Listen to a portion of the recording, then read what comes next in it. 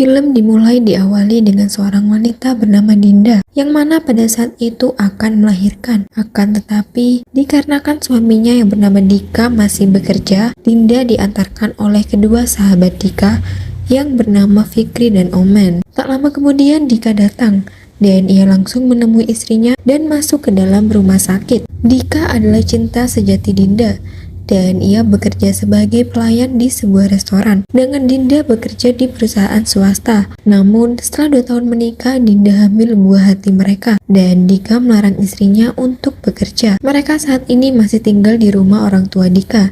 Dan hal ini yang membuat Ibu Dika sering mencampuri urusan rumah tangga mereka. Ibu Dika juga terkenal cerewet, akan tetapi bukan berarti ia tidak sayang. Dari kecerewetannya itu hanya ayah Dika sajalah yang bisa menenangkannya. Tak lama kemudian lahirlah anak perempuan mereka yang diberi nama Dara. Terlihat sepasang suami istri itu sangat bahagia karena kehadiran buah hatinya. Setelah beberapa hari berada di rumah sakit, mereka akhirnya kembali pulang ke rumah. Akan tetapi, dari sinilah perubahan terjadi kepada rumah tangga mereka. Namun yang merasakan perubahan itu hanyalah Dinda. Pada saat itu, Dinda yang selalu begadang tiap harinya untuk menenangkan anaknya yang rewel. Memang Dinda selalu membangunkan Dika untuk bergantian menjaga putrinya. Akan tetapi Dika justru mengabaikannya dan selalu saja memberi alasan bahwa ia harus bekerja di pagi harinya. Dan di saat pagi harinya, Dika dengan santai melarang Dinda untuk begadang.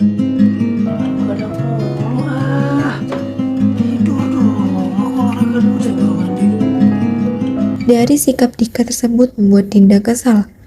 Dan bukan hanya Dika saja yang membuatnya kesal. Bahkan ibu mertuanya pun juga menganggap Dinda seolah-olah tidak becus menjadi seorang istri yang baik.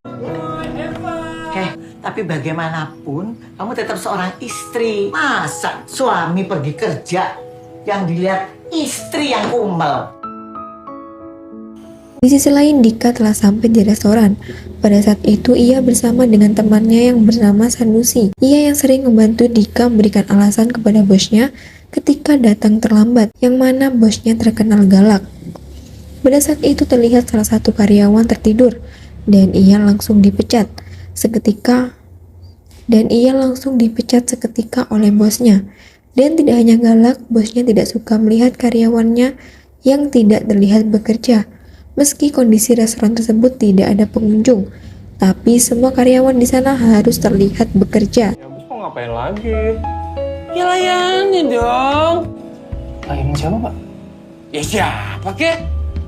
Saat Dika berada di rumah, Dika bukannya membantu Dinda untuk menjaga anaknya, tapi ia malah mengundang teman-temannya untuk bermain PS. Kebiasaan Dika inilah yang membuat Dinda menjadi kesal, karena Dika seperti tidak peduli dengan istri dan anaknya, dan ia lebih mementingkan hobinya bermain game dengan teman-temannya. Dinda kemudian melampiaskan emosinya karena dia lelah seharian mengurus putrinya, tapi Dika justru asik dengan sendirinya.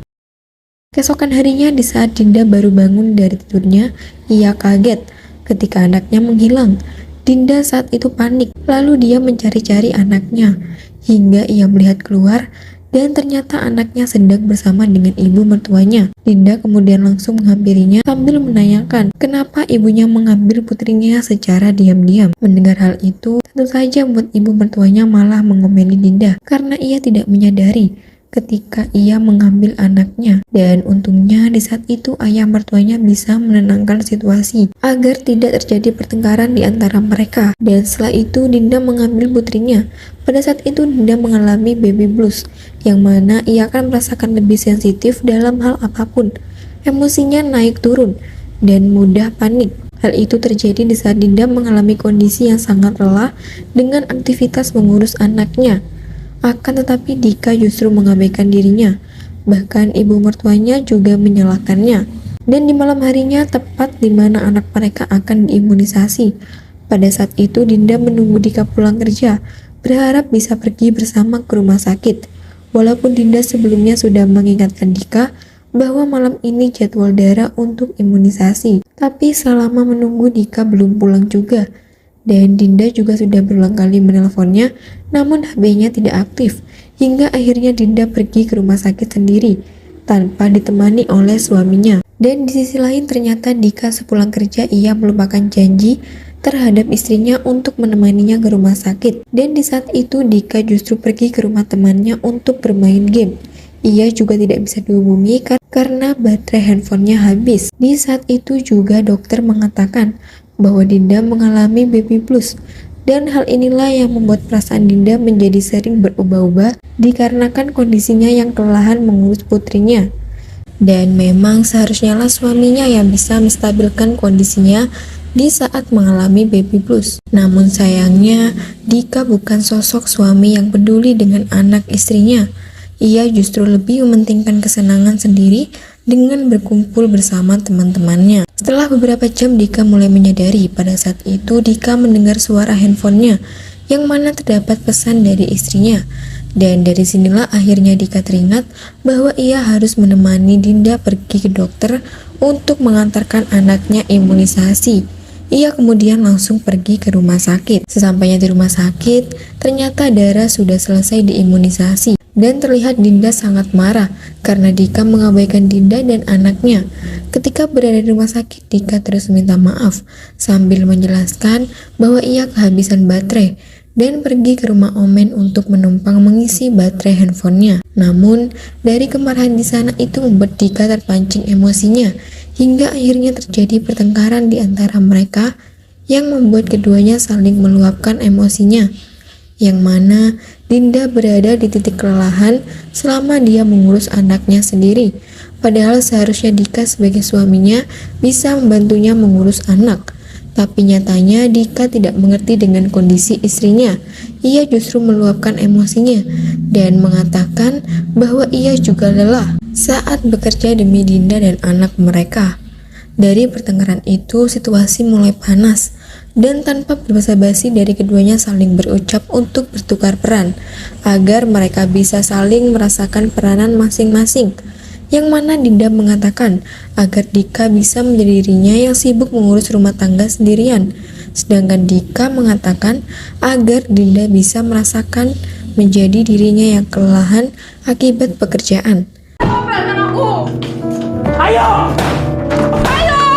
Biar lo rasain jadi suami! Dan akhirnya konflik itu terjadi karena apa yang mereka ucapkan adalah sebuah doa dan akhirnya mereka benar-benar bertukar jiwa. Dinda berada di tubuh Dika dan sebaliknya. Dari perubahan jiwa ini tentunya membuat mereka jadi panik, takut, dan bingung karena mereka tidak tahu harus berbuat apa agar mereka bisa kembali ke tubuhnya masing-masing, serta mereka juga tidak pernah tahu dan tidak pernah merasakan segala aktivitas yang mereka lakukan selama ini yang berbeda. Dika yang berada di tubuhnya Dinda, ia tidak pernah tahu bagaimana cara yang benar untuk mengurus anak. Sedangkan Dinda berada di tubuh Dika, ia tidak tahu harus bagaimana menjalani aktivitas bekerja yang dilakukan oleh Dika selama ini. Dari apa yang mereka alami saat itu, mereka sepakat untuk tidak memberitahu ke orang tuanya Dika. Mereka akan tetap menjalani semuanya dan melakukan aktivitas seperti biasanya. Tapi dari sinilah keduanya akhirnya menjadi dekat kembali dan saling bekerja sama untuk mengarahkan apa saja yang akan mereka jalani. Dinda yang berada di tubuh Dika, ia mengajari Dika bagaimana cara untuk memberi ASI kepada anaknya dan juga memberikan panduan ke Dika apa saja yang akan ia lakukan untuk mengurus anaknya. Sedangkan Dinda yang berada di tubuh Dika, ia harus tetap pergi bekerja walaupun gayanya menjadi lebih feminim. Dika juga mengarahkan Dinda apa saja pekerjaan yang akan dilakukan selama di restoran. Namun dari perubahannya Dika ternyata membuat Sanusi menganggap bahwa Dika ternyata sosok pria yang kemayu sama seperti dirinya. Hal ini membuat Sanusi menjadi senang untuk menggoda Dika selama di restoran. Dan sialnya ketika Dinda berada di tubuh Dika membuat Dika menjadi terkena peringatan oleh bosnya. Karena ketika bosnya minta Dika untuk lembur, Dinda dengan tegas menolaknya dengan alasan istrinya baru saja melahirkan. Tapi sayangnya bosnya tidak mendengarkan alasan Dinda dan ia tetap diminta untuk lembur. Dinda pada saat itu mencoba melawan bosnya, akan tetapi ia malah mendapat SP2 dan akhirnya Dinda terpaksa kerja lembur sesuai permintaan bosnya. Ngomong apa barusan? Saya bilang kalau bapak nggak peduli sama karyawannya, gimana restorannya mau maju? SP1. SP1. Kan saya cuma ngungkapin isi hati saya aja. Udah. Kalau gitu SP2. Ih. Di sisi lain, Dika yang kebingungan untuk merawat Dara, kemudian ia menyewa babysitter untuk mengurus anaknya. Dengan adanya babysitter, Dika menjadi bebas melakukan hobinya bermain game tanpa harus mengurus anaknya. Di malam harinya, setelah seharian mereka beraktivitas, di saat itu Dinda sudah pulang bekerja. Kemudian ia memberitahu ke Dika bahwa ia mendapat SP dan ia juga diskor selama 3 hari untuk tidak bekerja. Tentunya, hal itu membuat gajinya menjadi terpotong dan Dika menjadi kaget. Ia khawatir jika nanti ia akan dipecat dari kerjanya. Dinda yang melihat suaminya menjadi panik, lalu dia berusaha untuk menenangkannya. Dan ia juga meyakinkan bahwa Dika tidak akan dipecat dari sana. Setelah itu Dinda minta solusi dari Dika agar bisa kembali ke tubuhnya dan menjalani hidup seperti biasanya. Mendengar hal itu, lalu Dika mempunyai ide untuk meminta bantuan ke temannya mencarikan dukun agar bisa mengembalikan jiwa mereka ke tubuh yang sebenarnya. Kemudian mereka pergi ke tempat Omen dan menceritakan bahwa saat ini jiwa mereka tertukar. Sampainya di tempat Omen, kedua temannya Dika awalnya tidak percaya. Tapi setelah dijelaskan, akhirnya mereka percaya. Dan Omen menyarankan agar Dika pergi ke dukun untuk mengembalikan jiwa mereka ke tubuhnya masing-masing. Keesokan harinya, Omen pergi bersama dengan Dinda ke tempat dukun, berharap agar bisa mengembalikan jiwa Dinda dan Dika ke tubuh masing-masing. Namun pada saat itu Dinda tidak yakin ke dukun tersebut setelah ia melihat cara ritualnya. Tuh,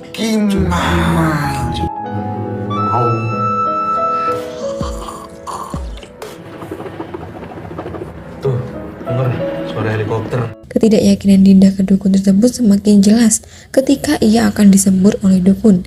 Itu karena Dinda merasa jijik jika harus disembur air dari mulut si dukun. Lalu Dinda kemudian pergi dari sana. Di sisi lain, ketika Dinda sedang bersama Fikri, di saat itu Dika memberitahu bahwa ia tidak bisa memberikan ASI kepada anaknya karena ASInya tidak keluar. Mendengar hal itu, Fikri mempunyai ide agar anaknya Dika tetap mengkonsumsi ASI. Fikri kemudian mengajak Dika ke rumah mantan kekasihnya untuk meminta ASInya. Beberapa saat kemudian mereka sampai di rumah mantannya Fikri yang bernama Teh Popi. Setelah Dika dikenalkan, lalu ia menyampaikan maksud tujuannya datang ke sana untuk meminta ASI untuk anaknya. Mendengar hal itu, Teh Popi dengan senang hati ia mau memberikan ASInya untuk Dika. Setelah mendapatkan ASI, Dika kemudian pulang ke rumah. Dika langsung menyiapkan ASI tersebut untuk Dara. Namun pada saat itu ibunya sempat mencegah Dika untuk memberikan ASI orang lain kepada cucunya. Tapi ia tidak mendengarkan ibunya, karena baginya ASI siapa saja tidak masalah, yang penting anaknya tidak kelaparan. Tak berapa lama setelah itu Dinda pulang dan ia melihat Dika akan memberikan susu kepada anaknya. Lalu ia kemudian menanyakan, apa itu susu formula atau ASInya? Kemudian Dika dengan santainya beritahu bahwa itu ASI dari orang lain. Mendengar hal itu membuat Dinda menjadi sangat marah karena ia tidak ingin anaknya sembarangan meminum ASI orang lain. Karena ia tidak tahu kesehatan orang yang memberikan ASInya.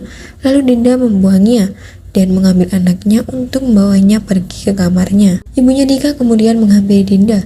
Lalu ia dinasihati agar sikapnya ke Dinda tidak berlebihan karena Dinda sudah berusaha untuk memberikan ASI, tapi tetap saja ASInya tidak keluar. Ibu Dika masih belum menyadari bahwa ia sedang berbicara dengan Dinda.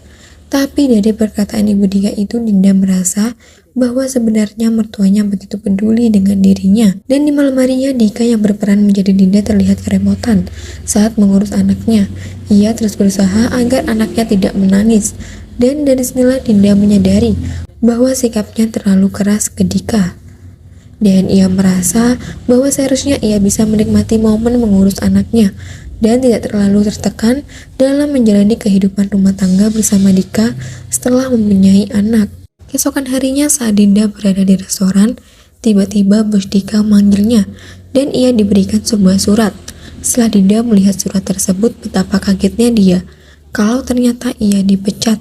Ia kemudian berusaha untuk memohon ke bosnya agar ia tidak dipecat karena ia baru saja mempunyai anak. Tapi sayangnya bos Dika tidak memperdulikannya dan ia tetap dipecat dikarenakan sebelumnya ia sudah mendapat SP 2 kali dalam waktu yang singkat. Jadi bosnya merasa lebih baik Dika langsung dipecat. Sambil menangis Dinda pulang ke rumah. Di sisi lain ketika Dika sedang bersama dengan ibunya, tiba-tiba tak berapa lama ibu Dinda datang. Kedatangan ibu Dinda tersebut ternyata ia ingin menyampaikan ke Dinda bahwa ia sudah bercerai dengan ayah Dinda. Sambil menangis ibu Dinda beritahu bahwa ayah Dinda sudah menikah lagi dengan wanita lain. Dika yang pada saat itu bingung hanya bisa mendengar orang tua Dinda yang bercerai dan ia juga berpikir bagaimana caranya untuk menyampaikan informasi ini ke Dinda agar Dinda tidak menjadi stres dan sedih. Setelah kondisi mulai tenang, ibu Dinda kemudian berpamitan dan langsung pergi.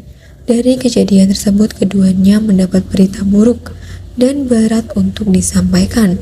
Namun akhirnya hal tersebut terbongkar ketika Dinda pulang ke rumah dan ibunya Dika memberitahu bahwa orang tuanya Dinda sudah bercerai. Mendengar hal itu membuat Dinda menjadi kaget, lalu ia langsung mengemasi barang-barangnya karena ia ingin pulang ke rumah orang tuanya. Dika yang mencoba untuk menahannya agar tidak nekat pulang di malam hari, tapi Dinda justru marah karena ia tidak memberitahu bahwa orang tuanya sudah bercerai. Dinda kecewa dengan Dika karena Dika tidak mencoba untuk melarang orang tuanya bercerai. Dan sebelum ia pergi, ia menyampaikan bahwa Dika sudah dipecat dari restoran. Sesampainya Dinda di rumah orang tuanya, di sini ibunya kaget ketika melihat Dika yang datang sambil membawa anaknya. Dinda kemudian menjelaskan bahwa sebenarnya ia adalah Dinda yang jiwanya tertukar dengan Dika. Awalnya ibunya tidak percaya bahwa yang datang adalah Dinda. Namun setelah dijelaskan, akhirnya ibunya percaya bahwa yang datang memang benar itu adalah anaknya. Beberapa saat kemudian Dinda dibuat bingung karena anaknya menangis. Ibunya mengira bahwa cucunya lapar. Dengan kondisi yang panik dan bingung, ibunya kemudian segera pergi ke minimarket untuk membeli susu formula. Setelah ibunya kembali, Dinda langsung memberikan susu formula tersebut ke anaknya. Keesokan harinya, Dinda dan ibunya dibuat panik karena Dara tidak berhenti menangis. Lalu Dinda menjelaskan bahwa sebelumnya ia berikan susu ke anaknya dan tidak berapa lama anaknya muntah-muntah. Ibunya yang khawatir kalau nantinya terjadi apa-apa dengan cucunya, lalu ia menyuruh Dinda untuk membawa anaknya ke rumah sakit. Setelah itu ia langsung menghubungi Dika dan memberitahu bahwa Dara tiba-tiba sakit dan akan dibawa ke rumah sakit. Sesampainya di rumah sakit, dokter menyarankan agar diberikan ASI, tapi Dika langsung beritahu bahwa ASI-nya tidak keluar. Dokter kemudian menyarankan untuk meminum susu formula agar anaknya tidak dehidrasi. Namun di saat itu ibu mertuanya langsung menyampaikan kalau sebelumnya sudah diberikan susu formula.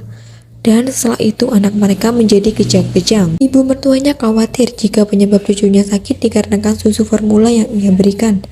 Untungnya, dokter memberitahu bahwa hal itu bukan penyebab anaknya sakit. Dinda yang merasa kesal kemudian pergi keluar untuk menenangkan diri.